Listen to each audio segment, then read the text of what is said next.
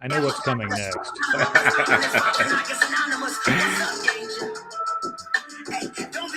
Don't be a stranger. So, welcome Given to that the. we were just talking about Spider-Verse, yes, that's Right. perfect. Yes. Adam, how you doing, man? Well, how are you? Busy, but it's all good stuff. It is all good stuff. Yeah. Man, I will say, like, this is going to it's going to feel like a long period of teasing things going on in the inner sanctum of the Macroverse right now. But some of these things will start to see the light of day over the next weeks and months, certainly by the end of the year. And depending on how things go, we'll either have some kind of unbelievable news or an incredible story to tell. So it's all going to be very interesting as we close out 2023 and move into 2024. But exciting time. Very exciting. Exciting time, and will not be involving actors apparently at this point, or at least not Screen Actors Guild ones for a little bit. We saw that news just before we got on the call. I was like, for God's sake. Okay, fair enough. Like, Yeah, I mean, really thought that was going to go quicker, but Me too. I thought we had a good structure in place. It's also been very funny because I think the Directors Guild, that obviously I'm a member of, is kind of getting some heat for having kind of rolled over but at least the perception that we rolled over too quickly, and I'm not actually quite sure that that's the case because the arguments are very different, and there is the DGA has this reputation of kind of capitulating too quickly, shall we say? Not always fairly, and I think often just we negotiate well, but it'll be very interesting to see what happens with this next little bit. Well, in the past, I mean, actually, this is off topic for what we generally talk about, but it's interesting in the world of entertainment right now, as so many things are shifting and rolling around in the world of entertainment. But I think in the past when we've talked about the DGA in particular, it's like you've often been in the position to kind of set the tone for the other guilds, and that very much the subsequent agreements would kind of follow, with the DGA often getting the most favorable terms that any guild would get. The most interesting comment I've heard from post Writers Guild negotiation was that the really interesting way that this went this time is that because the Writers Guild actually got so many more of their points in ways that were just off the table at the beginning of the negotiations, that the feeling, at least from the person I was listening to talk about it, was that in 3 years when the next negotiations come around, it'll be interesting to see what that dynamic is. So I think that's just a fast bit of fascination for the way this all works as these things continue to evolve. The way this plays out. No, I mean, look, I think there's no question I think in terms of some of the transparency and some of those residuals that the DGA did get some. They got quite a lot of concessions in terms of residuals for streaming and SVOD and all those kind of fun things, and overseas especially, which is very lucrative for us, obviously. It'd be very nice to see those 28-cent residuals checks increase. Yes. But then there obviously also, so I think there was at least one specific area where the Writers Guild did better than the DGA. And then honestly, there's a lot of areas where the Venn diagrams of our interests simply didn't overlap. Exactly. And that's the same thing with actors. I think there's a core in the middle, but then there's a bunch of stuff the actors are dealing with that we don't. And there's stuff that they're asking for that I don't agree with, like paying for auditions, which just seems insane. But controls around that and what that involves and how much, and there's lots of gray area there too. But anyway, it's going to be interesting. So sorry, I distracted us out of the game. No, it's all good. It's all relevant. There you go. No, it's all relevant. I mean, in some way, everything we're doing touches on all of that if it doesn't directly intersect with it in various ways. So I think it's, to me, it's the larger macro of just things are evolving right now. And whether we're talking about, blockchain stuff or AI stuff or, the broader landscape for film and television. It's like it's all somehow related to the speed of things changing. Feels like it's speeding up, and figuring out how to navigate that. If nothing else, I think what this has shown is that there is a lot of power in alignment for figuring out how to find ways to bring every party to a conversation around how do we navigate this together, as opposed to being in such radically different places around trying to protect just your own interests. So I think it's it's just a harbinger of things to come. For sure. So enough about them. Let's talk about us. Yes. So I think what we're going to do, this is our weekly Macroverse catch-up call. There is so much going on in the background that there's not a lot of new information to share this week compared to last week. But, for anyone that didn't hear last week's, we still want to give a quick update on every kind of major project that's been announced. Bennett, who is our head of business development, and another member of the team who's leading up publishing and special projects, are both off to New York Comic Con right now. Yep. Having massive FOMO and jealousy, but they have a bunch of really awesome meetings lined up. So, there'll probably be some things to talk about off the back of that over the coming weeks as well. But let's kind of go through the various, NFT project worlds that we're working in. So with Bushido's, and I'll put up the, oops, that's the wrong one. I'm going to put up the Twitter handles as we go through them. So if you're not following these different, profiles, please do. But in the Bushido's project, this is our awesome sci-fi samurai world. We're well into episode 7 at this point. Lots of layouts coming in, lots of the casting choices are being applied. All that kind of fun stuff. Exactly. And kind of, I think it's interesting to share that, one of the characters got cast kind of radically changed a little bit of the perception of that character in the context of just the visuals for the story. And so we've been going back a little bit back and forth about how to address that. And I think I had a little brilliant brainstorm around it this morning, which I will talk about offline and then share back to Nicholas. Brilliant. I think it kind of brings all those concerns into a cohesive place. So, very cool to see these characters start to get integrated into the layouts and then into the final art. It'll be very cool as we start to have kind of inks and colors for one of these characters that, shows up in this episode, to be able to show the side by side of like, this is the character from the collection. This is the new character in the storyline. And that puts us one episode away from completing the whole first season, which is also very exciting. It's been quite an amazing journey with Bushido's to see this all come together. So just, as with all the stuff we're working on, we just can't wait to get it into everybody's hands. And I think I can say that we are actively working on getting the community stories out now on the app. So I think either which way, we're going to start releasing those sooner than later. The anthology stories. Yeah, the anthology stories for all these different things are going to start coming out on the app before the end of the year for sure. So the Bushido's anthology stories are being lettered right now. There are a couple. So if you are someone that wrote a Bushido's anthology story, there are a couple where we've reached out through the Discord trying to connect with you around scripts.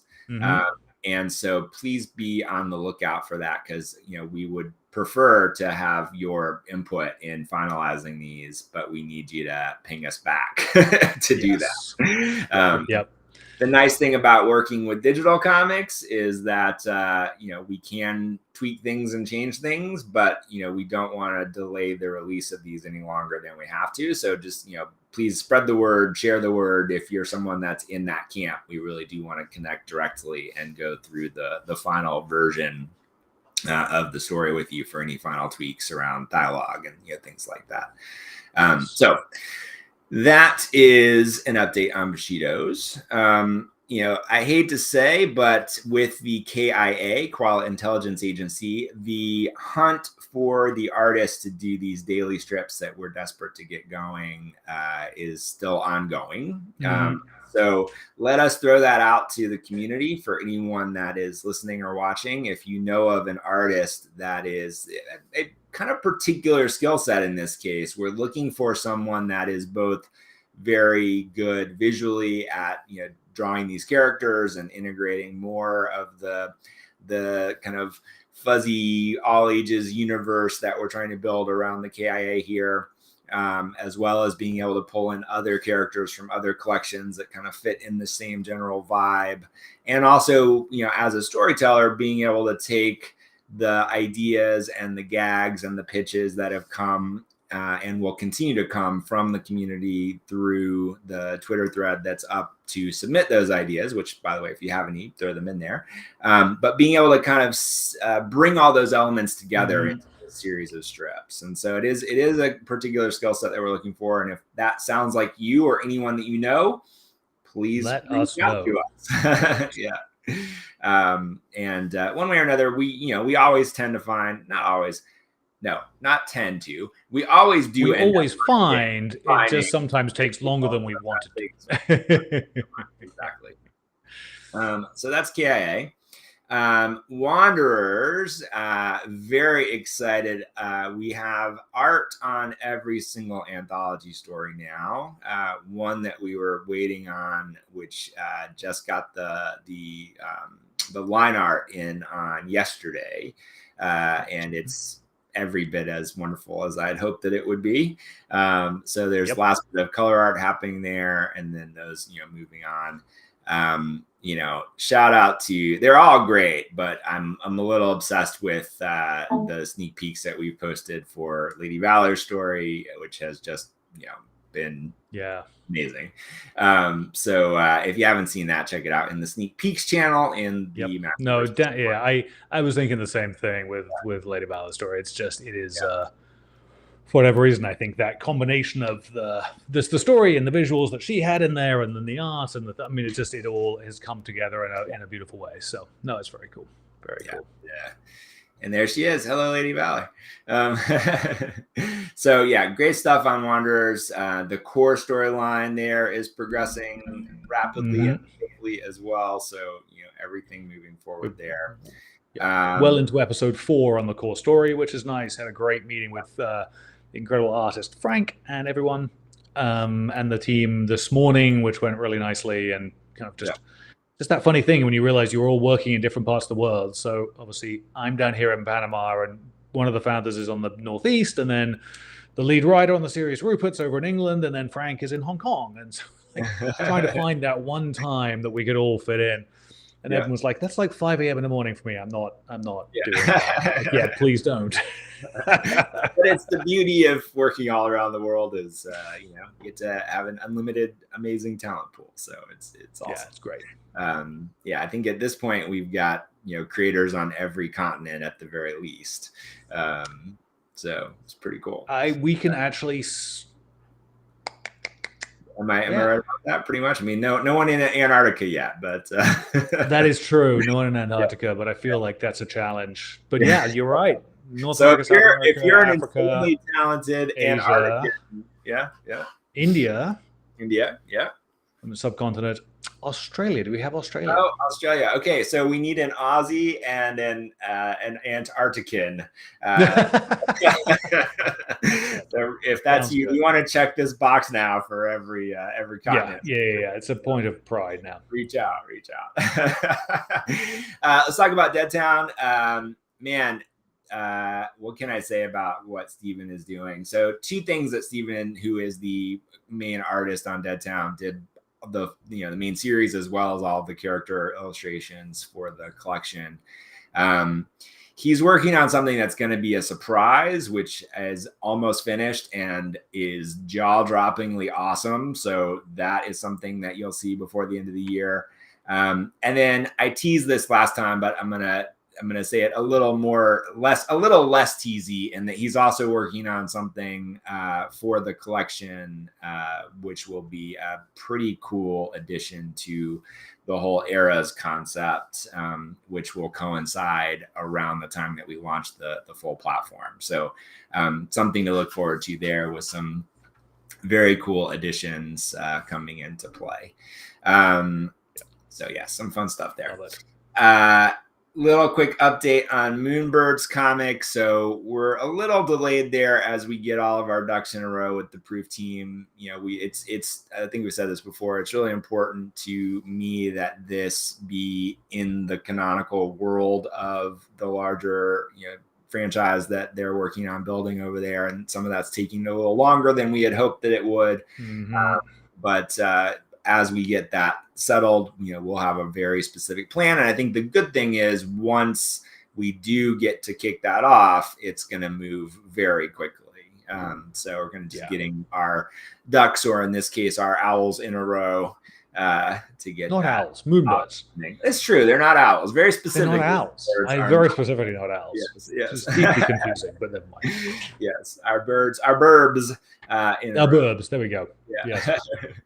And then before we switch and talk about Vogu, which will lead us into kind of our main topic for today. Also, anyone that may have missed it, I did a kind of a live stream interview, kind of talking about a project called End of the World Pizza, which is up in the Macroverse Discord. This is by a creator named Rob Shields. As I mentioned in the live stream with Rob, Rob is someone I've been stalking as a creator for the last decade plus. He does the best version of what an AR comic book, fully animated, interactive AR experience that is also a comic. And we've seen a lot, as he and I talk about, we've seen a lot of different experiments around that. Most of them, quite frankly, are terrible, and his are amazing. So, it's something to check out. He has the first issue of this book called End of the World Pizza launching. It's an NFT with a physical redeemable, and it has a full app that, basically enables this AR experience. We're giving 2 of these away through Macroverse, one specifically to the Vogu community, one specifically to the rest of all of the Macroverse combined.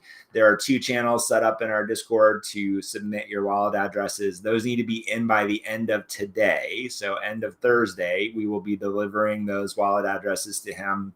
End of the day, first thing tomorrow. You'll be automatically put on the whitelist for the drop. It will give you a slight discount in the mint price, and someone from Vogu and someone from Macroverse will each win a free copy as well. So we don't usually show other projects. That's not the point of a lot of what we're doing, but Rob is someone that I just absolutely am a fan of. And as it turns out, is now becoming a creator within Macroverse as well. So he is, post this drop, going to be doing one of the Vogu stories as well. So extremely excited for what that's going to look like, because when you see his work, it's insane. Chef's kiss. Yep. There are a few people that take the level of care and attention to what they do that he does, and it's pretty astonishing, especially as a one-man army of creativity. So anyway, check that out. That's in the Macroverse Discord as well. Which is, of course, discord.gg/Macroverse. And definitely going to be participating in that myself also. All right, so let's talk about Vogu, and then that will lead us into our discussion for today. I put a link up in the Macroverse Discord. If anybody in the community wants to join this conversation, there is a link to join the conversation live, and we can talk about this beyond just Adam and I. And I think there's going to be more to talk about than just what we cover here in this conversation as well. I feel like this is going to be an ongoing discussion, as it should be, because some of these things we're quite honestly figuring out as we go along. And the beauty of this is that we don't need to or have to figure that out in this echo chamber that is us. It's part of why we love this process is that there are more voices and thoughts and brains in the room to, bring other ideas to the table. And it's, we have talked about this before, but, Adam and I, as a creative partnership, have always taken the approach that we think, the best idea should win. So it doesn't have to be our idea. It just should be something that feels like it makes the most sense for, as many people as possible in the conversation. So, so let's talk about Vogu. So first of all, quick update. The Vogu shorts are going phenomenally well. We're beginning to get art on several of those stories.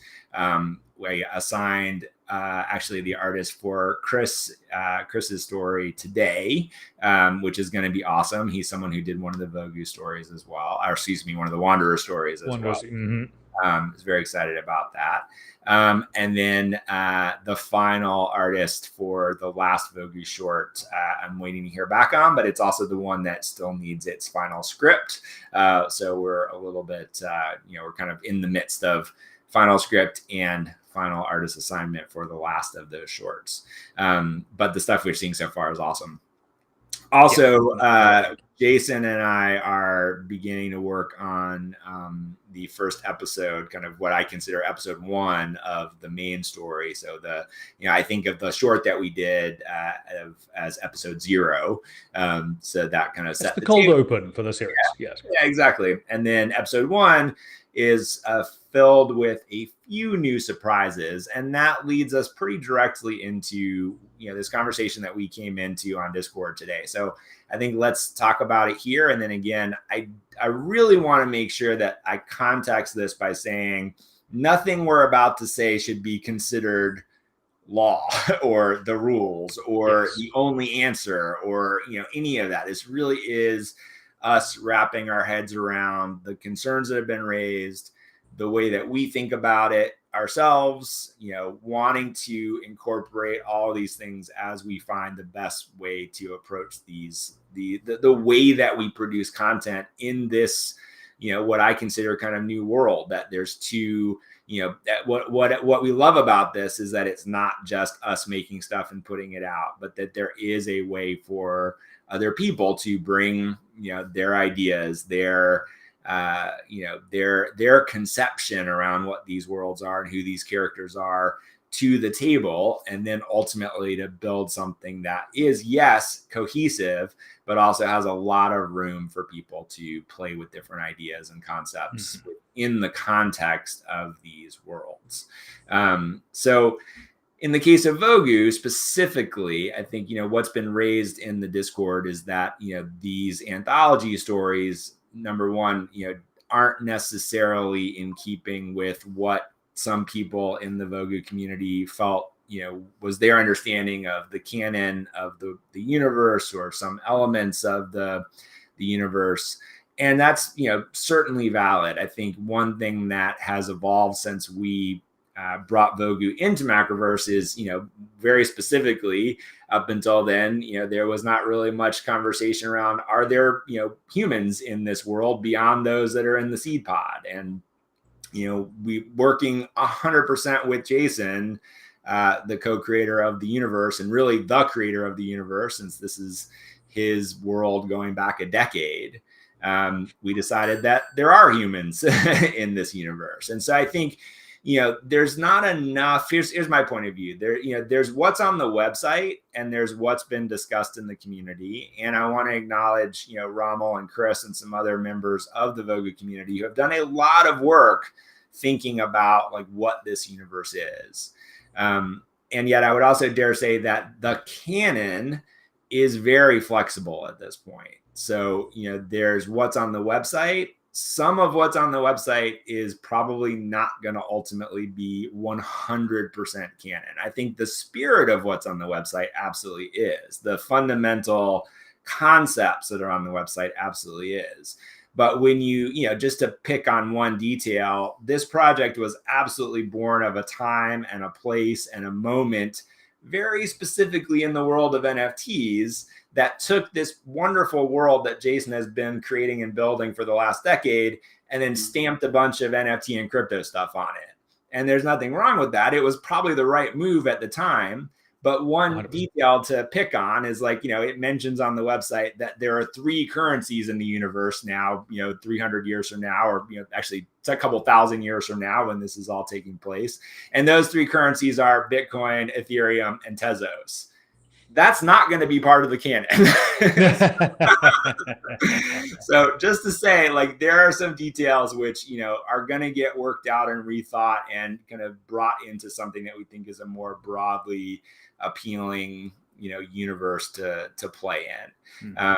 And I think it is important to say there in that context, yeah, this is something again that we want to be doing with the community based on the work that has been done by the community already. Like, we're obviously keenly aware that we are, to a significant degree, kind of coming into this already inhabited world, and we want to be very cognizant of that. And we feel we have an idea about where to go with it, and things like humans are one of those things. 100%. So addressing kind of broadly and then specifically. So I think broadly, again, I think there's a lot of room to play here. And I think one bit of context I would ask everyone to consider and to think about, and then and very much weigh in on, is that, I think the level of risk around what's canon and what's not canon is increasingly important based on the media that it's being created in. So the nice thing about, I think, what we're doing with these shorts is, we aren't committed to saying every detail of every panel that's in each of these shorts is unbreakably part of the canon forever. I think we're not saying that this is, we're not going to say, this character had a background that felt like it isn't what we thought a seed ship should look like. Therefore, it either is or isn't, a seed ship. I think one of the nice things about these shorts is we actually never even have to address those things. Like, these can just be one-off, interesting, cool stories that include Vogu characters, or they can be things that can go on and become more significant storylines, or, something in between. So I think we've got a lot of wiggle room in this particular execution, of these ideas. And then secondly, I think that, we also, as the people that are kind of overseeing the broader universe, want to make sure people know that the way we approach this creative process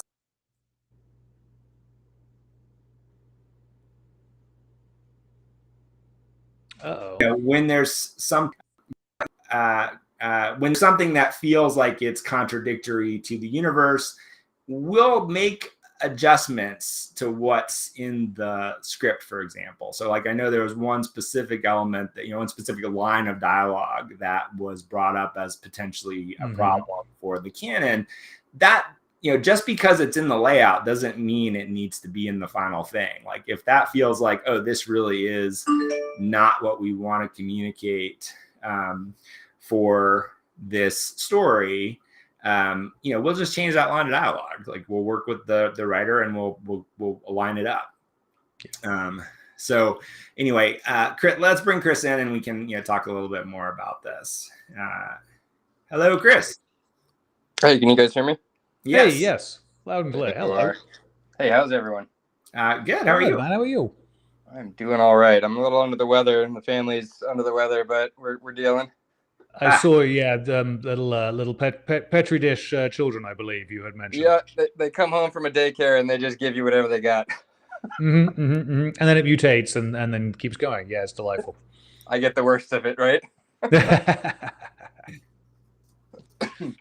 No, did we lose Evan again? Oh no, he's good. He looked frozen for a second. That's all. Yeah. I wanted to first off just start with saying, like, how I appreciate that you guys are taking what we're saying and hearing it and wanting to work with everyone on the stories that they want to tell. And I think that my main, it's not an issue. Let me get this straight. I don't have a problem with anything that I've seen here. I don't have any issues with anything. I'm super excited that people are even creating the Voguverse as it is. So I don't have a problem with anyone else's stories. The thing that I have that came up with an issue with mine is exactly what you just addressed, Evan, is that, like, when you start to say things that seem finite, Right. it makes it hard for the rest of us to build around that, right? Yeah. And especially in Vogu, and one thing I will say also is that there were a lot of problems with adding the degen aspect to the Vogu project back in the day. There were so many bad things about that. So I'm really glad we're moving away from that. But one of the things that like I'm really looking forward to in working within the Vogu world is that when I first found it, the grim darkness is what attracted it to me, and having it be limited humanity, limited resource, limited everything. Everything is uber controlled. There's just so many ways to take that story. You've seen Battlestar Galactica or even Star Wars, where you have the underdog aspect, and everything in the Vogu would be an underdog story, right? Yeah. Because those big corporations are running everything. So I'm for one just super excited to see what you and Jason are working on for the main story. Yeah. Because especially for community members, that is going to be, or maybe for me especially, that's going to be the driving force for where the story that I'm telling is going to go, right? Is because I want to align wholeheartedly with the main story, and so I think if you guys have heard me talk about my Avengers, the concept of the Avengers within story writing is that I can't control the Avengers, but I can be walking down the street telling my story, and I look over and I see an Avenger crash through a building, and then my day just keeps on going. They jump off and start fighting the villain. My day keeps going, and I'm telling that story.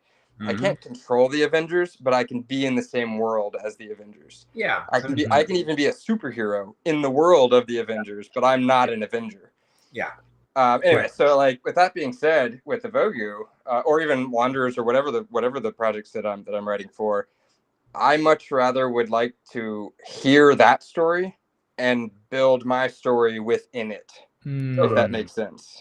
100%. I mean, it's sort of what we were saying about Moonbirds earlier on, is like, we could just go do our own thing, but we actually really want to be, within the canonical world of the Moonbird. So it's like, I think that the 100%, and I relate to what you're saying. It's my own approach and feeling about this stuff as well.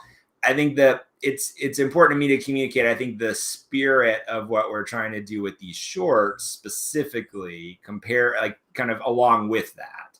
So I think the shorts, are really intended to be a place where we found so much wonderful creativity with this process, with Bushidos, with Dead Town, with, Wanderers, with Vogu, with each of these iterations. One of the things that's delightful for me, and I think for, us as not just Adam and I, but for everyone involved, is this notion that we get ideas like yours, like Rommel's, like Lady Valor's, like everyone that's, brought a story into the mix that wouldn't have been the things that we would have gravitated to. So it's this, to me, wonderful idea of saying, like, even at this stage, like having this sense of like what Vogu is to you, what are the elements of what you've seen that resonate with you, that speak to you, that make you want to be creative inside of that concept, that larger, world, and then having a way to bring that to something that's realized in some way, even in a small way at this initial stage. So I think, what I want to be careful of is that we don't put too many guardrails around that for that specific objective.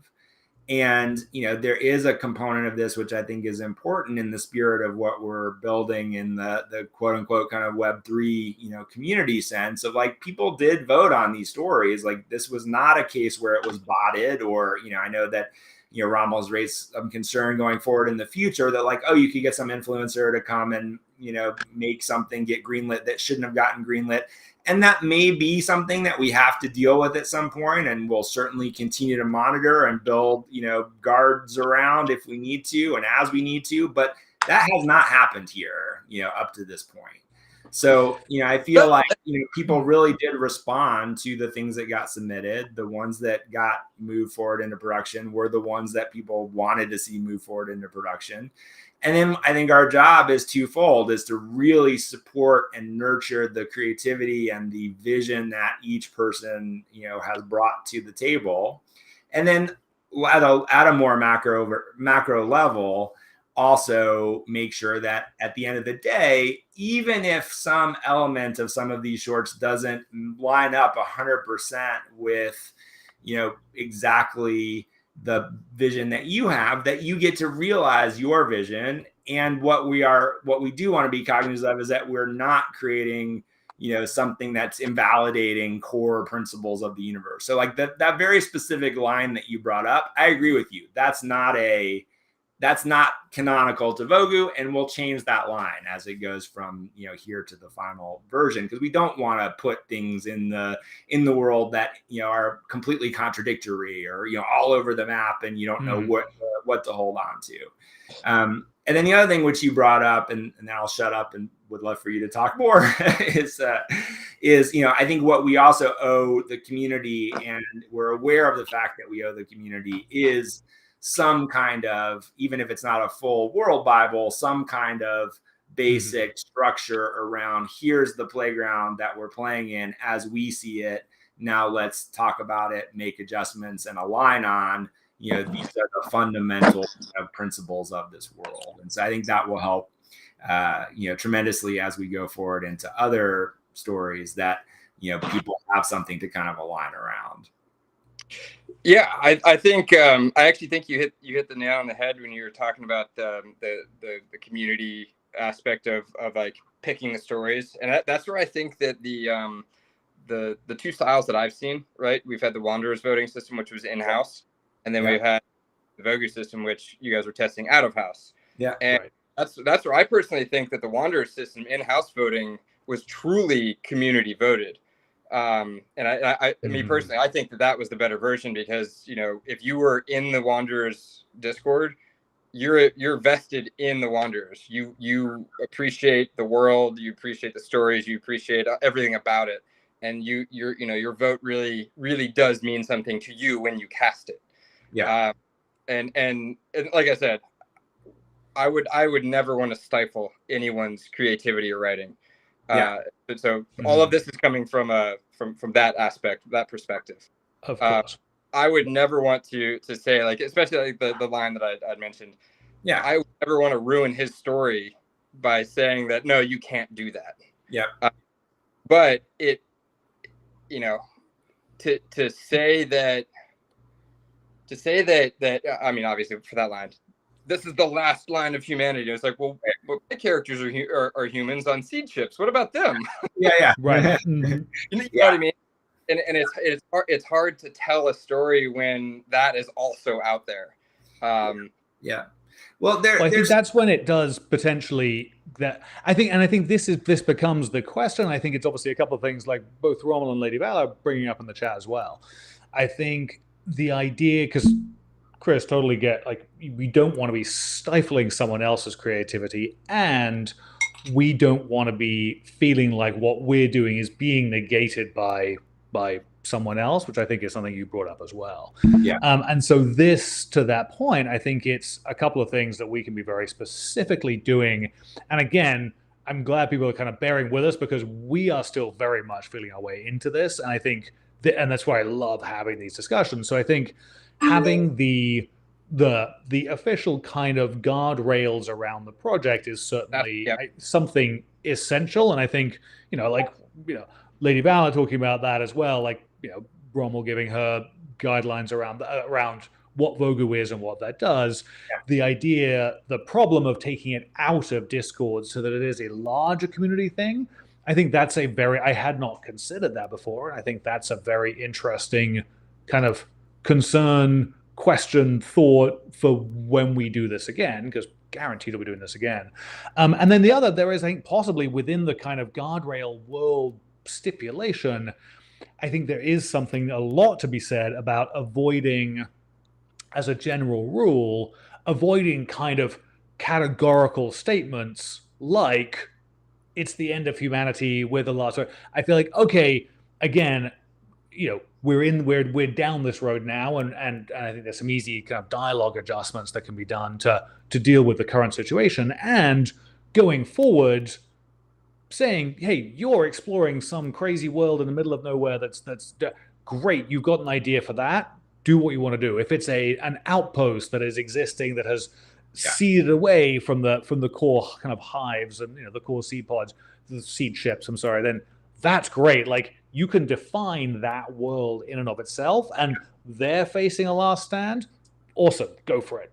Charge. Well, I think, however, that doesn't affect everything else. So I feel like there's a few ways those things can come together.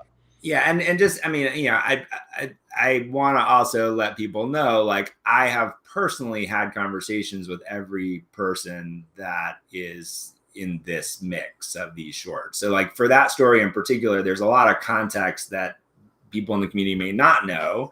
Yeah. So, the creator of that story, for example, like, he's been a Vogu holder from day one. He's deeply invested in this universe. Yeah. He created this whole project of his own around his Vogu character. Like, he's got a very strong, specific storyline around what that character is.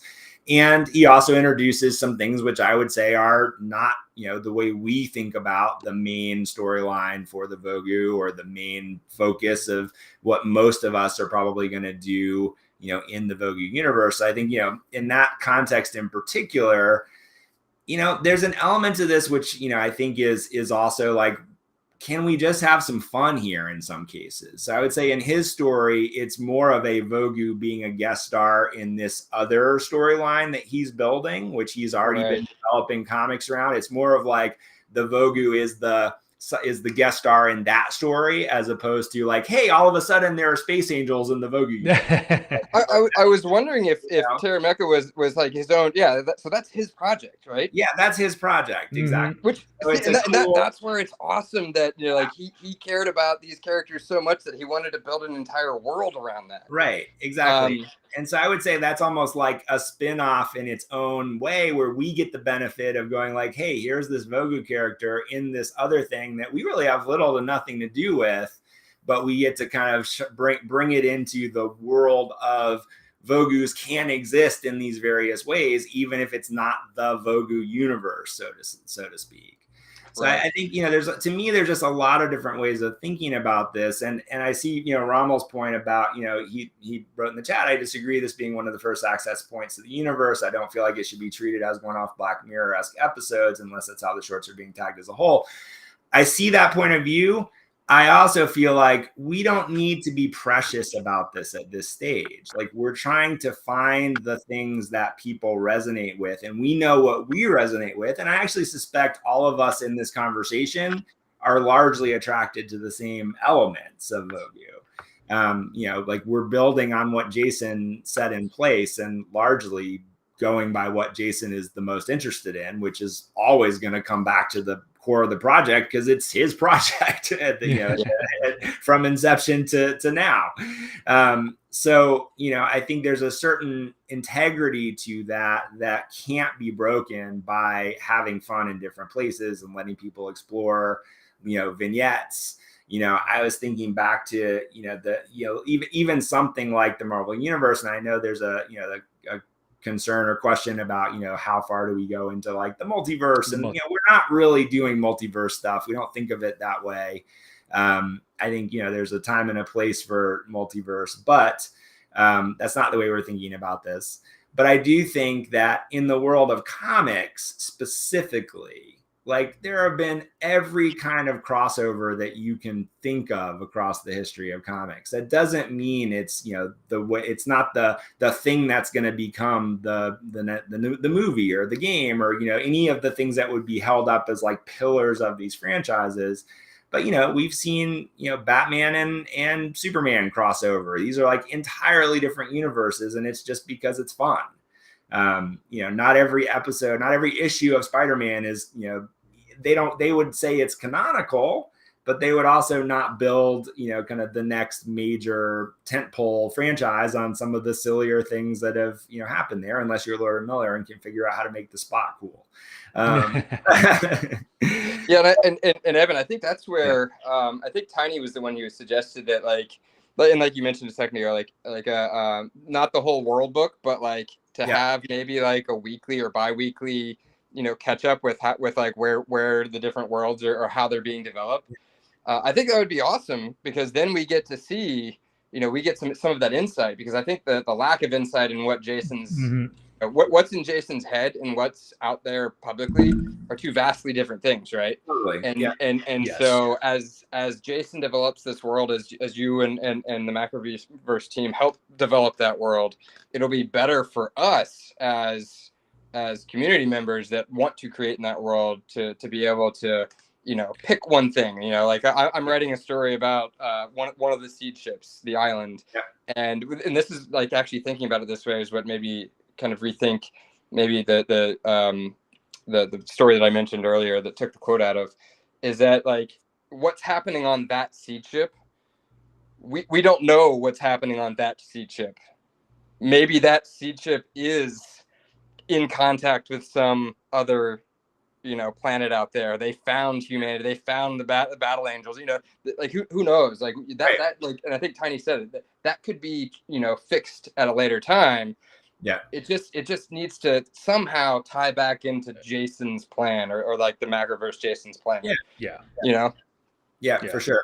I mean, the other thing, I think fundamentally, I think there is something we can be doing. I think that, and this is something that I think, again, this is learning for us, is being very explicit about, before we dive into this process, being very explicit, more explicit around, here's kind of what we're thinking, here's what we're going. We're not going to we're going to say everything, but here's the direction of this now. Like being more transparent out of the gates with the future, and knowing, therefore, okay, great. Now within this, or knowing this is the direction we're going, now go have fun. Like I feel that's potentially the best of both worlds. Yeah, because I know we've all had those conversations about are there aliens in the Voga world, and we don't have an answer for that yet. No one's Jason hasn't been like, yes there are. Right. Well, and I think, look, I mean, this is I don't think the answer anybody wants, but I think, to me, like the art of storytelling and franchise building and world building is to, you come to a show with a certain set of ideas, concepts, understandings about the world. Like, there are certain things that you can do, certain things you can't do. And then all of that is 100% canon and valid until a better idea comes along. And I think, you've seen that with things like Star Wars, and we can debate all day long about whether we agree with those, new elements that have been added, but new elements get added as things evolve. And so I think, we align on, this is the rules of the world that we understand today. And then, when somebody hopefully comes up with something that's like, doesn't invalidate any of that, we're not saying like what we thought yesterday is, 180 degrees flipped on its head. But I don't want to cut off the opportunity for new ideas and new explorations to, come into the mix, especially when we're doing this, as I like to talk about, the ultimate version of this to me is that we're in a writer's room of 600 people, not 6 people. And so that brings a lot of challenges to the process and to the table, but solving those challenges is, I think, worth the struggle to, create something in a whole new way. That, this is building worlds and stories and franchises in a way that, a studio wouldn't do. A traditional studio would never approach, in this way. So, if we were just going to go try to sell the animated series around Vogu, we wouldn't do it this way. We would, do it very traditionally. And, when that bridge gets crossed, it may have to take on a different shape or form. Some things may have to evolve. These are just things that are going to happen over time. But I think with where we're at right now, I think, as we talked about, like, we owe you guys a basic kind of structure for this is how we see the playground. That should become a conversation within the community and the people that care the most. And then we should say, okay, for now, this is the rules of the world. Let's build on this together. So yeah, the main problem, right, is that everyone's moving at light speed right now. Yeah, and like I'm itching, I'm chomping at the bit to write more. Yeah, I know, lady. Everyone that we've been speaking to is everyone's like roaring, ready to go, start writing. Yeah. And then we're kind of like, whoop, stop. Yeah. And I would say, like, look, man, we're balancing, we're all balancing, trying to do the things that appeal to us and, make all these things make sense and build something that's bigger than just the sum of its parts. Like, I think, it feels like we're all trying to play that game together. So, I also don't want anyone to feel like you're being held back from continuing to play with stuff or work on stuff. And, I'll put myself and us on the hook to, if you have stuff you want to talk about or, dig into, like, we're here for that too. So, there's one short that we haven't announced yet, which is a slightly bigger story, which came from somebody coming to us and saying, like, hey, I've got this thing that I've been working on since I bought my Vogu. And, I think I've got an idea for a bigger storyline and, let's dig into that. So there is one of those kind of going on in the background as well. And I think it's also, in the context of it very much aligns with Vogu, and it's also very much its own idea.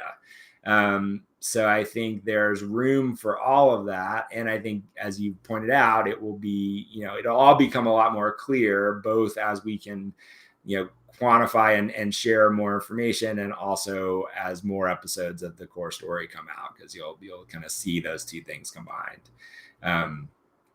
So I hope some of that is helpful. I mean, this is certainly not the end of the conversation. And I do see your comments and I take your point. Yep. I think, I think about this a little bit differently, but I think there's everything you're saying is 100% valid as well. So I think this is not the end of the conversation.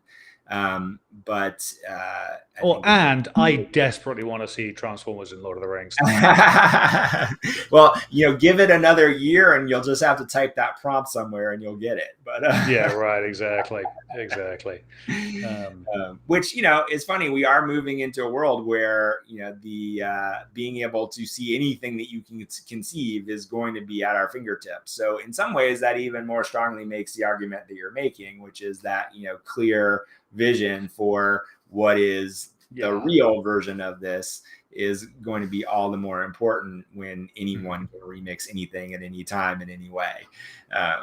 So I think I'll just put this out there: if Transformers were in Lord of the Rings, they would have been on Sauron's side. Well, some of them for sure. We might have seen a Mack truck going up Mount Doom. Yeah, it would have made it a much shorter book, right? Yes, that's true. I mean, never mind the fucking eagles coming and just taking the ring there. Like, could have made it a much shorter book as well. And guys, I apologize. We're going to have to wrap this up here. I've got another call that I'm just realizing I'm actually a few minutes late for. That is an important one that I need to take. But again, I really want to end by saying how much I appreciate the fact that you all care enough to even have this be a conversation. Like, I hope you're, I feel like this has been something that's kind of been, Rummel's brought up a couple of elements of this over the last, month or so. And Chris, I know you've chimed in on a couple of those things as well. And so, I don't want anything we say to stop the ability or and also the open ability to continue this conversation in a lot of different areas. So I think, we always want to hear from you and anyone else in the community that feels like, there's things that can be working smoother or better, make more sense, satisfy the both creative and, other, ambitions that you have in this process. So, it's just really important to me to always say that as we have these conversations, that it's like, this is ongoing and we appreciate it. Well, guys, I'll before I let you go, I'll tell you this. I've never done this before, and you are making this happen. So the questions and concerns that I bring up are totally from a place of not knowing what the fuck is going on, right? So it's I don't know what I'm supposed to be doing. I don't know what you're supposed to be doing. I've never been a part of this process. So everything that's happening is beneficial to me. So I appreciate it. No, I appreciate that. And yeah. Yeah, and I mean, look, I'll say, like, I will admit to having a very strong thesis about how this is also how I think this is all going to work as it plays out. Like, I have a very strong point of view on how I think this evolves, how I think all these pieces come together. So, you know, I can talk more about that in the next conversation too, which might be helpful, and also provide some opportunity for you guys to push back on that thesis if it feels like you have a different point of view, which you very well may. Yeah. So let's have that be, you know, part of the next one. Exactly. I think unlike this week, I'll get it on the calendar right away so that we know it's coming. And I think we'll be continuing this discussion because I love it, and it is 100% valid and important, like genuinely important. If you ever wanted to know what being in a writer's room would be like, it's kind of like this. All right, awesome. Well, thank you guys for tuning in. Chris, thank you for coming on. Really appreciate it.